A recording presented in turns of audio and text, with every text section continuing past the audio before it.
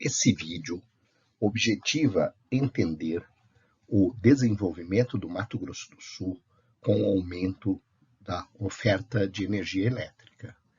A energia elétrica como insumo para o desenvolvimento e melhoria da qualidade de vida da população. Inicio esse vídeo perguntando como que seria a nossa vida sem a eletricidade? Nós conseguiríamos viver sem esse insumo? Inicialmente, é preciso definir o que é energia. A energia, segundo Maxwell, é aquilo que permite uma mudança na configuração de um sistema, em oposição a uma força que resiste a essa mudança. Nisso, encaixamos a energia elétrica. A energia está presente no cotidiano nas suas mais diversas formas. No sol, dos ventos, a energia hidráulica, a energia dos músculos dos animais, entre outras. Usá-la em prol do desenvolvimento da humanidade é um desafio contínuo e antigo e importante que seja vencido. A energia elétrica não é encontrada na natureza. Sendo assim, é necessário que haja a transformação de uma energia primária. Então, podemos definir que a energia elétrica é o resultado de uma energia que já existe na natureza em energia elétrica. É certo que a energia elétrica proporciona o desenvolvimento, bem como a melhor qualidade de vida para a população de uma nação. Sabe-se que 1/3 de toda a população mundial não tem acesso à energia elétrica. Isso significa que 2 bilhões de pessoas vivem literalmente no escuro. O aumento da população mundial provoca maior demanda por eletricidade. É constante a procura de melhores condições de vida para todos os povos. Isso exige aumento da produtividade agrícola, impacta na logística de distribuição de alimentos, no oferecimento de educação básica, de serviços de saúde, água de qualidade e esgoto com a correta destinação dos resíduos. Conclusão: é preciso aumentar a capacidade de produção em todos os sentidos. Todas essas atividades requerem o uso de energia elétrica, obrigando a existência de pesquisas na procura de promover a ampliação de sua geração em quantidade e qualidade e sem afetar o meio ambiente. O principal desafio para o planejamento energético é promover os serviços de energia necessários para atingir as metas de desenvolvimento com respeito ao homem e ao meio ambiente.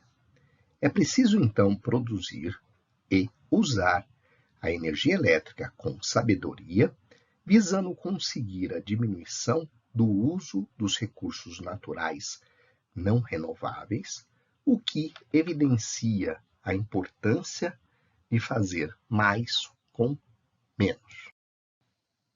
Como visto, a produção de energia elétrica é feita através da conversão de uma energia já existente na natureza, que é chamada de energia primária.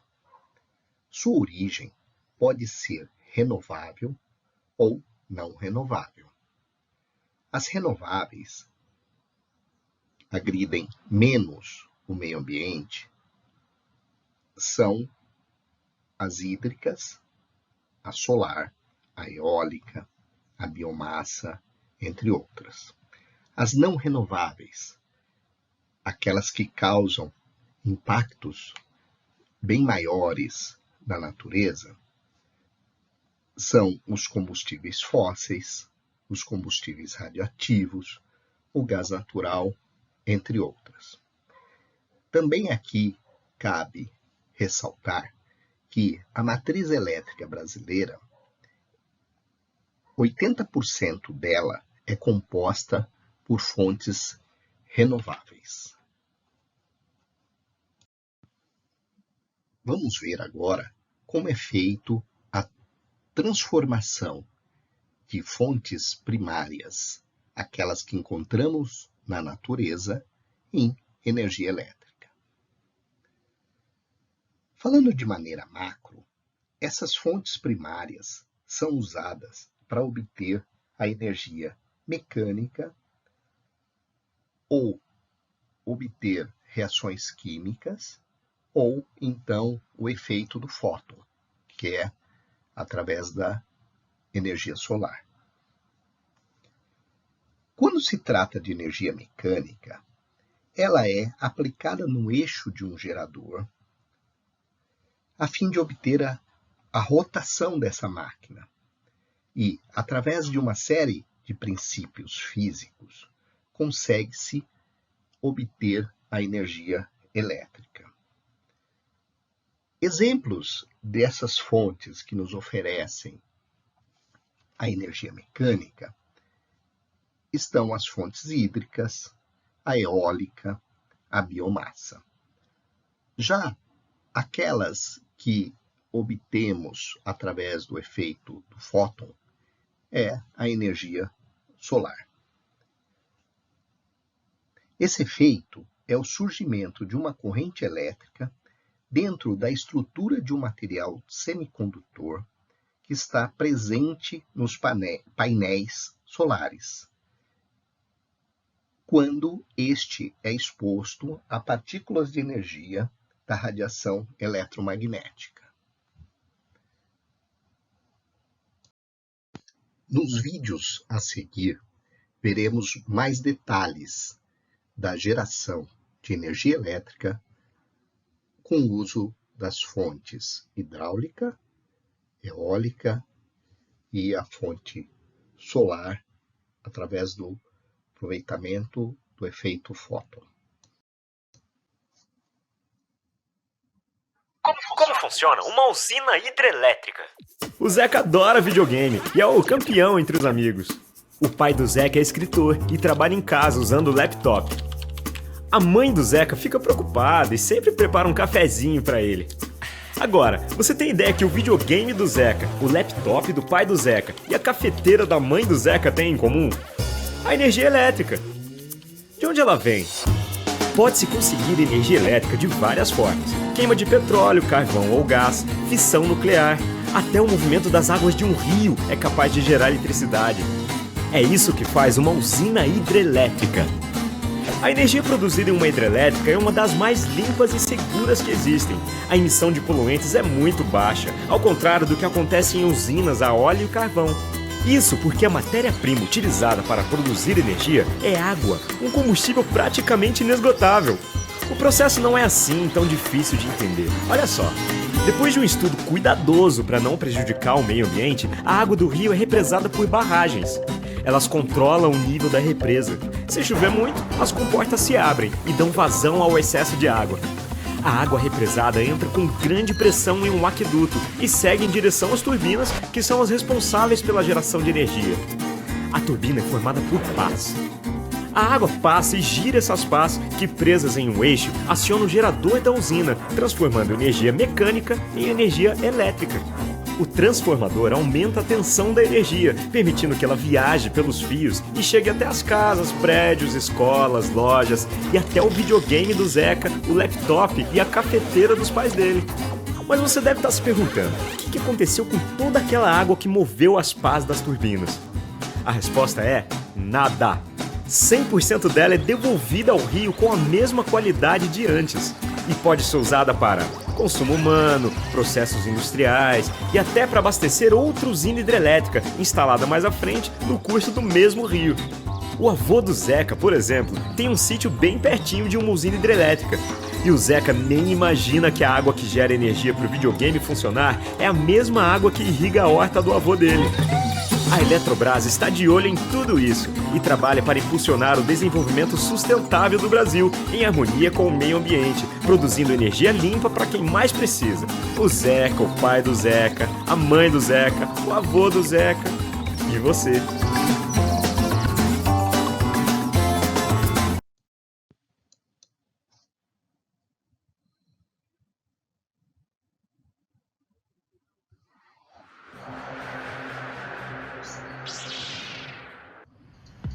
Nos primórdios da civilização, o homem aprendeu a obter a energia com a força do vento. O termo eólico deriva da mitologia grega. Éolo era o senhor dos ventos. O vento é gerado pela diferença de pressão. O ar mais quente sobe e o ar da região de menor pressão se desloca para ocupar o espaço. Esta energia é capturada pelo aerogerador. Avanços tecnológicos surpreendentes permitiram a expansão da energia eólica. Atenta às inovações, Furnas participa da construção de 17 parques eólicos no país. 3 deles ficam no Rio Grande do Norte. Miaçaba 3, Rei dos Ventos 1 e Rei dos Ventos 3. Neles, por exemplo, os aerogeradores possuem 80 metros de altura, até 8 vezes mais alto do que os da década de 1980. Um único aerogerador produz 1,67 megawatt-hora de energia, o suficiente para atender até 9.000 pessoas com consumo moderado. Para aproveitar com maior eficiência a força do vento, as pás usam princípios aerodinâmicos. No litoral potiguar, os ventos são constantes, com velocidade de 10 a 12 metros por segundo, o ideal para estes aerogeradores. Se a velocidade do vento for superior a 23 metros por segundo, as pás ficam na posição paralela ao vento e o sistema é interrompido para evitar danos ao equipamento. O movimento das pás faz girar um eixo que liga o cubo do rotor a um gerador no interior da nacelle, o compartimento no topo da torre. A nacelle tem um diâmetro de 6 metros. Somado com 40 metros de carapá, a gente fica com um rotor de 86 metros, que é a área que vai receber o vento e dentro do aerogerador transformar esse movimento em energia. Na engrenagem, a energia mecânica, depois de passar por um multiplicador, será transformada no gerador em energia elétrica. Com investimentos e incentivos, a produção de energia eólica no país cresceu 73% em 2012, em relação ao ano anterior. Furnas ajuda a criar um novo cenário para a energia no Brasil.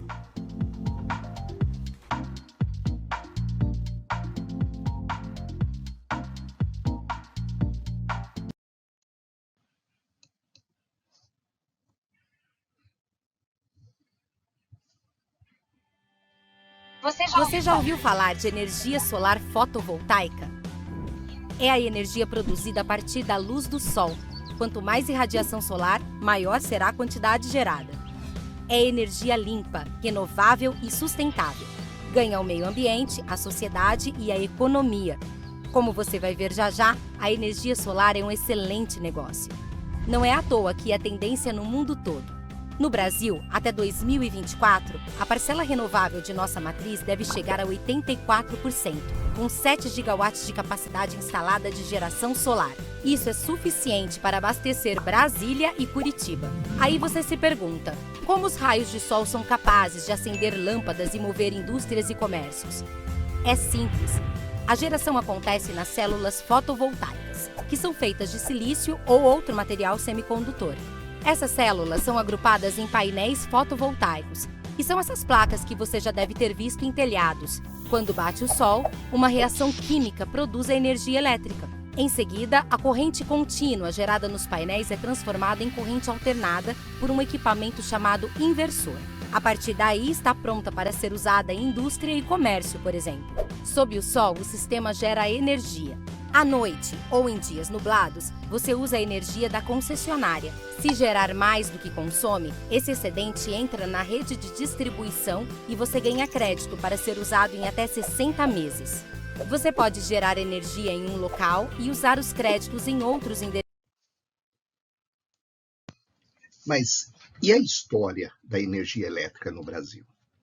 A energia elétrica chegou ao Brasil em 1879, sendo uma experiência que foi feita na estação central da Estrada de Ferro Dom Pedro II, no Rio de Janeiro. E em 1881, foi implantado a iluminação na Praça da República, também no Rio de Janeiro, agora de forma definitiva. Alguns meses depois, em 1883, a cidade de Campos do Goytacazes, no estado do Rio de Janeiro, recebeu uma termoelétrica que usava lenha, biomassa de lenha, como combustível. A partir daí, foi intensificando o desenvolvimento, a implantação de outras usinas no Brasil. Por exemplo, a usina hidrelétrica de Ribeirão do Inferno foi feita em 1883, a usina hidrelétrica da Companhia de Fiação e Tecidos São Silvestre em 1885, a usina hidrelétrica de Ribeirão dos Macacos, 1887, a termoelétrica de Porto Alegre, 1887 também, e na usina hidrelétrica de Marmelos, em 1889.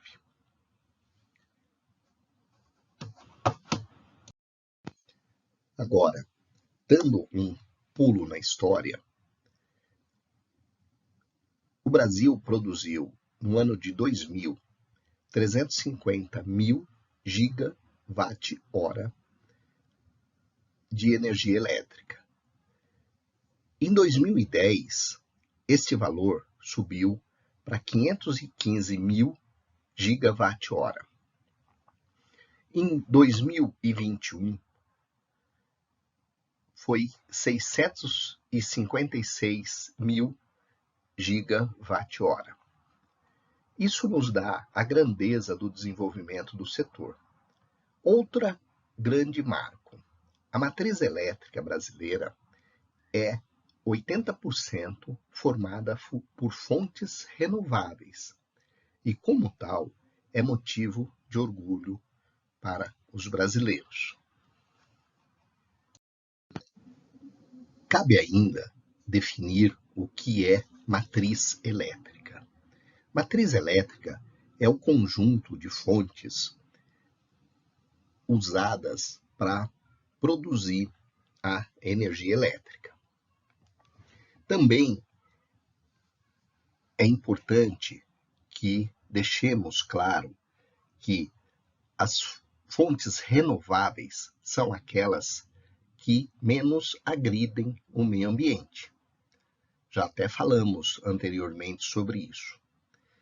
E, ao contrário, as fontes não renováveis são aquelas que agridem mais o meio ambiente. Ok, mas aonde a eletricidade é consumida? Quais são os setores que mais se beneficiam desse desenvolvimento? Essa informação também nos é dada pela EPE, Empresa de Pesquisa Energética, que é, como dito, órgão vinculado ao Ministério das Minas e Energias. Em 2012, nós tivemos 40% dessa energia consumida pelo setor industrial, sendo que o setor residencial ficou com cerca de 25% e o comercial com cerca de 15%. Já em 2020, o setor industrial foi responsável por cerca de 35% do consumo dessa energia. O residencial ficou com um pouco mais de 30% e o comercial foi o que mais consumiu. Já em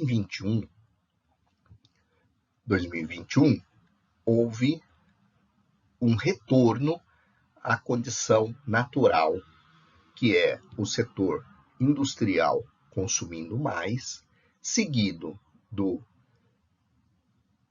setor residencial e depois o setor comercial. Mas como é essa situação para o estado de Mato Grosso do Sul? Como foi a expansão da energia elétrica no nosso estado? E como ele contribuiu para o desenvolvimento do estado? Antes de mais nada, é importante situarmos geograficamente e um pouco da história do estado de Mato Grosso do Sul. O estado do Mato Grosso do Sul é o 6º estado do Brasil em extensão territorial, com uma área correspondente a 4,2% da área total brasileira. Está localizado na região centro-oeste e tem como limite os estados de Goiás, Minas, Mato Grosso, Paraná e São Paulo, e os países Bolívia e Paraguai. A população em 2017 foi estimada em 2,7 milhões de habitantes, o que confere ao estado a 21ª posição em termos de quantidade de população brasileira. A capital e a maior cidade é Campo Grande, além de outros municípios também importantes para o estado, que são Dourados, Três Lagoas, Corumbá, Ponta Porã, Aquidauana, Nova Andradina e Naviraí. Tem como bebida típica o tereré, considerado o estado símbolo dessa bebida e maior produtor de erva mate da região centro-oeste do Brasil. Outra riqueza do estado é o aquífero Guarani, que compõe parte do subsolo do estado, sendo o Mato Grosso do Sul o detentor de uma maior porcentagem do aquífero dentro do território brasileiro. O hoje estado do Mato Grosso do Sul, ele é um resultado de um desmembramento do antigo estado do Mato Grosso. E assim como o estado de Mato Grosso Uno teve na pecuária, na extração vegetal e mineral, bem como na agricultura, as bases do desenvolvimento. O desenvolvimento desigual entre a parte norte do Mato Grosso Uno e a parte sul inspirou movimentos separatistas desde o século XIX. Finalmente, em 11 de outubro de 1977, foi criado o estado de Mato Grosso do Sul por lei complementar e instalado em 1º de janeiro de 1979. Porém, a história e a colonização da região onde hoje está a unidade federativa é bastante antiga, remontando ao período colonial antes do Tratado de Madrid, em 1750, quando passou a integrar a coroa portuguesa. A energia elétrica no estado de Mato Grosso do Sul, a exemplo da matriz elétrica nacional, também predomina a fonte hídrica, a fonte biomassa, a fotovoltaica, que são renováveis, e a fonte com combustível fóssil, podemos perceber que é 1/4 de toda a matriz elétrica. O crescimento das fontes que usam o sistema fotovoltaico no estado de Mato Grosso do Sul é espantoso. De 2021, do final do ano até meados do ano de 2022, essa fonte teve um aumento de cerca de 25%. Além disso, foi implantado no Mato Grosso do Sul, em conjunto com a concessionária local, o programa Ilumina Pantanal, que trouxe acesso à energia elétrica às populações ribeirinhas que estão distantes do sistema elétrico de potência e que não é possível interligá-los às gerações de energia de forma convencional.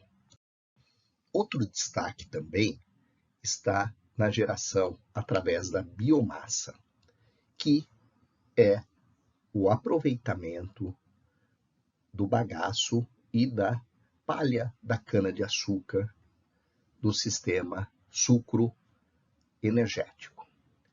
Em 2021, existiam 17 unidades que produziam energia elétrica, sendo que 11 dessas unidades, além de consumirem o que produziam, ainda existia um excedente e contribuíam interligada no sistema nacional. A geração de energia elétrica no Mato Grosso do Sul tem sofrido alterações. Em 2012, foram geradas cerca de 26 mil gigawatt-hora. Já em 2015, isso diminuiu para 23.600 gigawatt-hora. 2020 recuperou o índice para cerca de 25.500 gigawatt-hora e 2021 voltou para 22.600 gigawatt-hora. Entretanto, é importante destacar que a energia elétrica consumida no estado do Mato Grosso do Sul não é aquela apenas produzida aqui no nosso estado. Mas como que se divide o consumo da energia elétrica aqui no Mato Grosso do Sul? Ainda segundo o Ministério das Minas e Energia,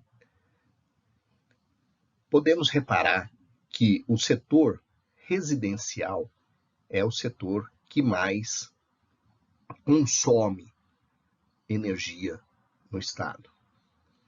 2012 foi cerca de 30%, aí em 2015 ficou quase 35%, 2020 superou 35%, mantendo em 2021 esse mesmo índice.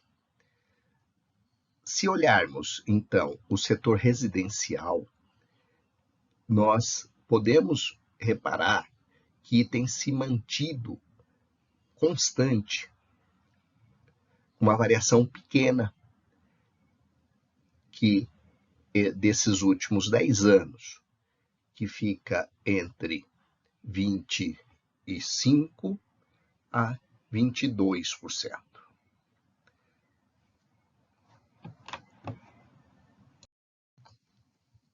Através desta planilha, é possível fazer uma relação entre a variação de quantidade de consumidores dos anos de 2012 para 2021 com a variação do consumo de energia elétrica entre esses anos. Podemos reparar que o setor residencial aumentou em cerca de 30% a quantidade de consumidores, enquanto a variação de consumo de energia elétrica foi por volta de 56%. O setor industrial, tendo uma variação de 6,4% da quantidade de consumidores, a variação do consumo de energia elétrica foi na ordem de 35%. Mas temos também o setor comercial, que subiu 12,5% de consumidores e subiu 15% na variação de consumo de energia elétrica. O setor rural subiu apenas 6% de consumidores, mas o consumo de energia elétrica foi na ordem de quase 50% de aumento. Isso deixa claro o quanto a energia elétrica ajuda o desenvolvimento regional e, no caso, do nosso estado de Mato Grosso do Sul. Sendo assim, conseguimos comprovar que a energia elétrica é um grande aliado para o desenvolvimento de um estado, de uma nação. Essa atividade foi evento avaliativo para a disciplina História e Ocupação. Doutorando Luiz Mauro Neder Meneghelli, novembro de 2022.